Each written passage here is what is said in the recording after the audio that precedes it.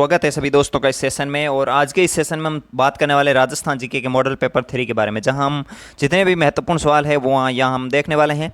और जहां तक हमारी कोशिश होगी कि जहां जो भी इम्पोर्टेंट टॉपिक के क्वेश्चंस है वो भी हम इसमें लेने वाले हैं। तो इसको हम शुरू करते हैं। इससे पहले अगर आप चैनल पर नए हैं तो एक बार सब्सक्राइब कर दीजिएगा, लाइक ज़रूर कर दीजिएगा, शेयर ज़रूर कर दीजिएगा और कमेंट जल्दी से करते रहिएगा। जो भी आपका क्वेश्चन आपको आता है या नहीं आता है कमेंट ज़रूर करना, उत्तर ज़रूर देना चाहिए अपनी लाइफ में, चाहे यस हो या नो हो उससे कोई मतलब नहीं है, ठीक है ना। तो कमेंट ज़रूर करना है कि हमें जो भी आता है, हमें जिस टाइप का आता है हमें देना है, ताकि हमें वो हमेशा के लिए याद रह सके। तो आज के सेशन को हम शुरू करते हैं। वैसे मैं कुछ काम से बाहर आया था, इसीलिए मैंने रात को भी वो सेगमेंट लिया था, लेकिन फिर भी इतना मज़ा नहीं आया था। लेकिन फिर अभी ये ले रहा हूँ। तो जहाँ तक मैं कोशिश पूरी करूँगा कि जहाँ जितने भी इंपॉर्टेंट टॉपिक होंगे वो इसमें हम जहाँ जितने भी इंपॉर्टेंट क्वेश्चन है वो कवर करेंगे। तो चलिए शुरू करते हैं। पहला क्वेश्चन की ओर बढ़ते हैं और पहले क्वेश्चन नॉर्मल से उठाते हैं, उसके बाद थोड़े और अच्छे से क्वेश्चन इसमें लेने वाले हैं। तो पहला क्वेश्चन है, निम्न में से कौन सी राजस्थान की नदी है जो 12 माह बहती है? ऑप्शन है गंभीरी, लूणी, कांतली और चंबल। ठीक है, तो इसका जो राइट उत्तर है आपका चंबल नदी है।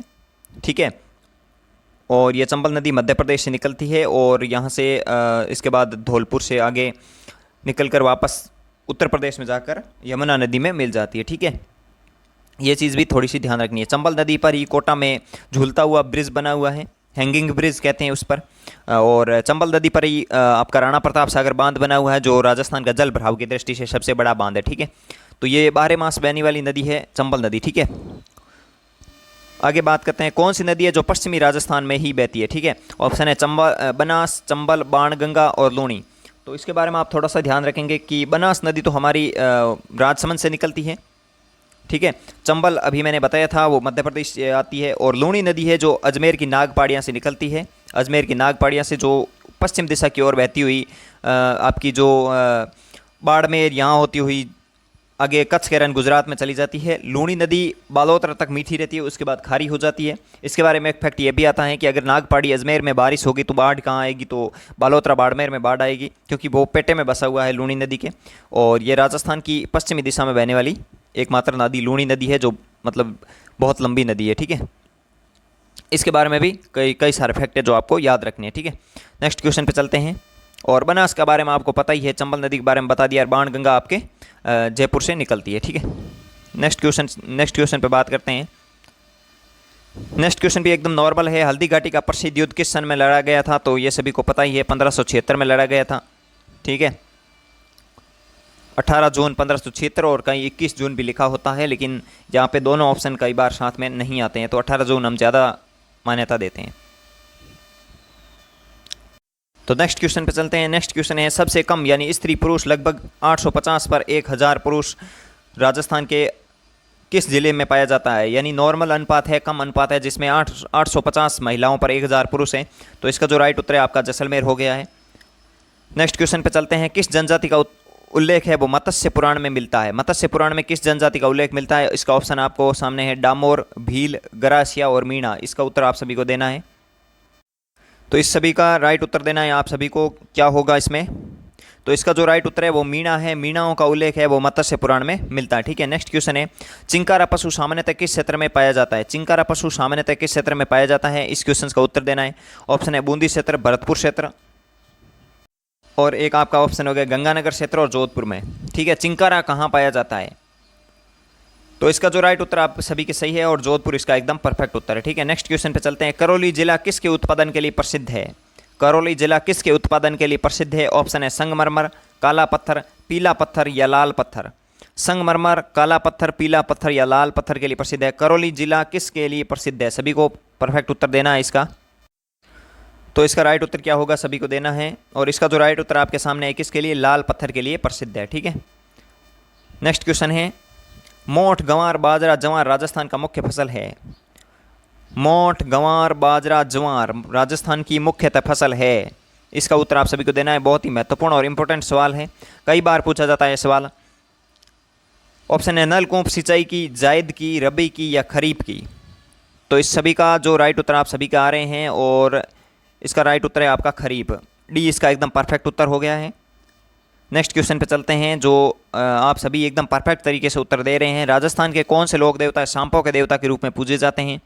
राजस्थान के कौन से लोक देवता सांपों के देवता के रूप में पूजे जाते हैं? ऑप्शन है गोगा जी, पाबू जी, बीका जी और रामदेव जी।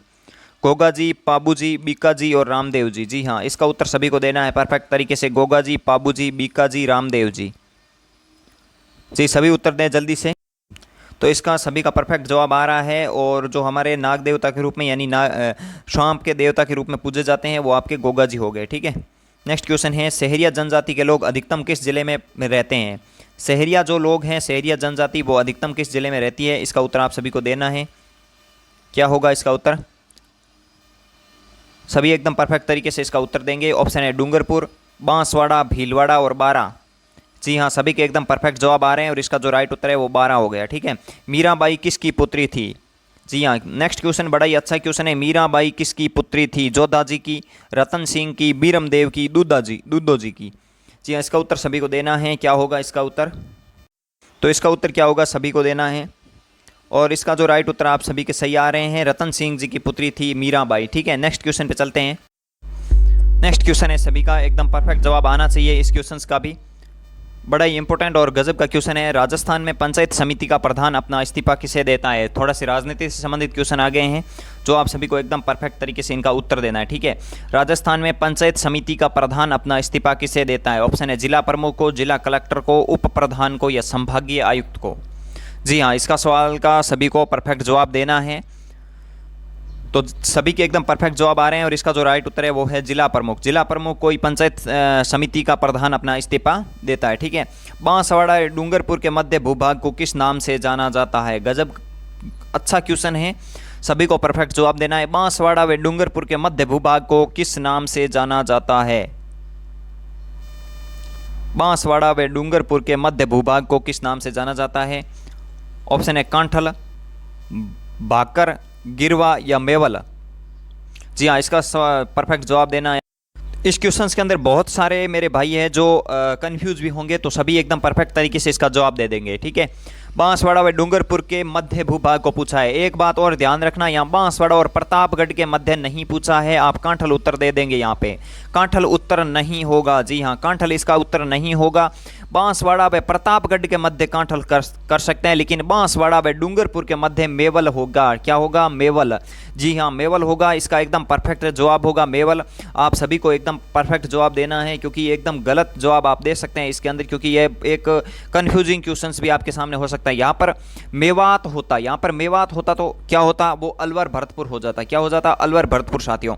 और अगर कांठल है, कांठल आप करते हैं तो कांठल किसके बीच होगा? बांसवाड़ा व प्रतापगढ़ के मध्य कांठल होगा। लेकिन जो मेवल क्षेत्र आता है, मेवल क्षेत्र वो बांसवाड़ा व प्रतापगढ़ के मध्य बांसवाड़ा व डूंगरपुर के मध्य क्षेत्र आएगा।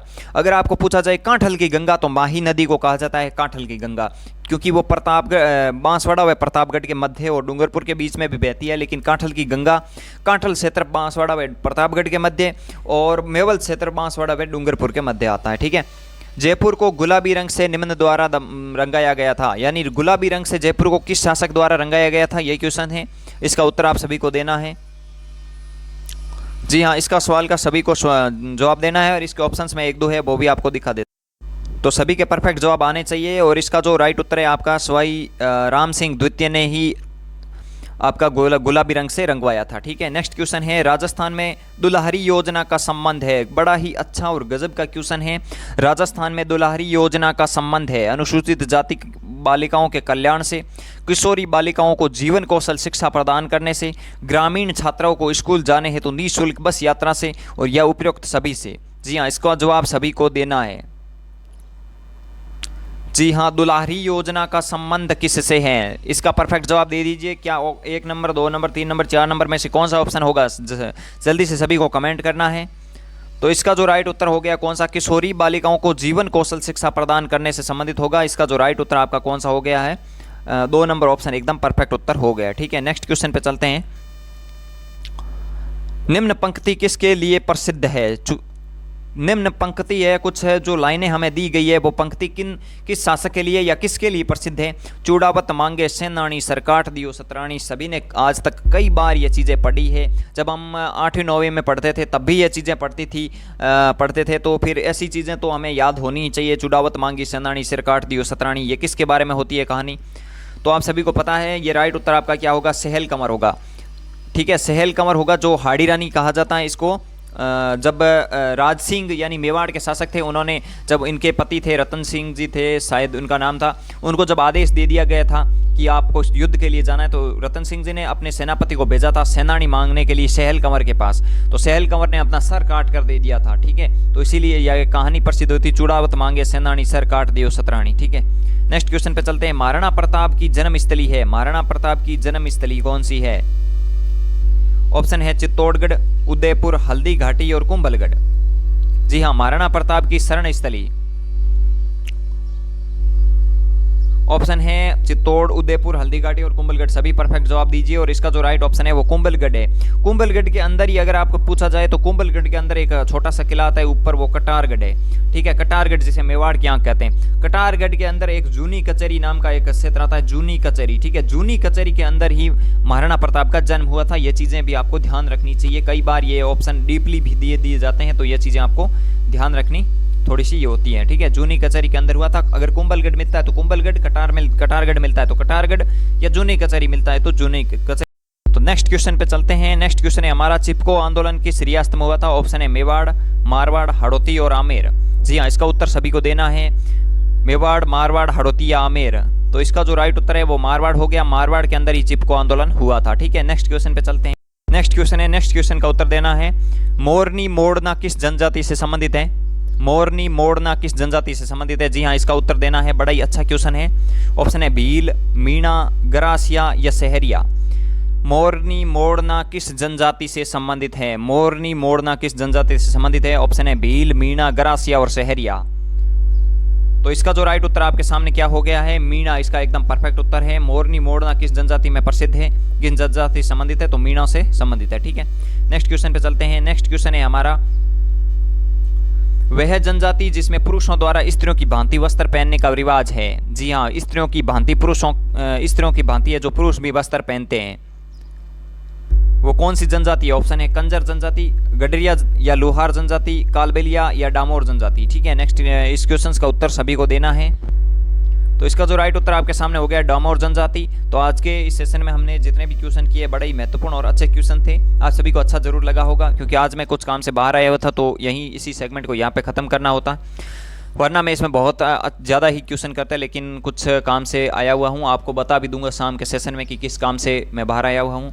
तो आज हम इस सेशन को यहीं पे ख़त्म करते हैं। मुझे लगता है कि अगर अच्छा लगा है तो लाइक ज़रूर कर देना, एक शेयर ज़रूर कर देना, सब्सक्राइब ज़रूर कर देना। जहाँ तक इस क्वेश्चन से आपको कुछ ना कुछ जानकारी तो ज़रूर मिली है। तो thank you, all the best.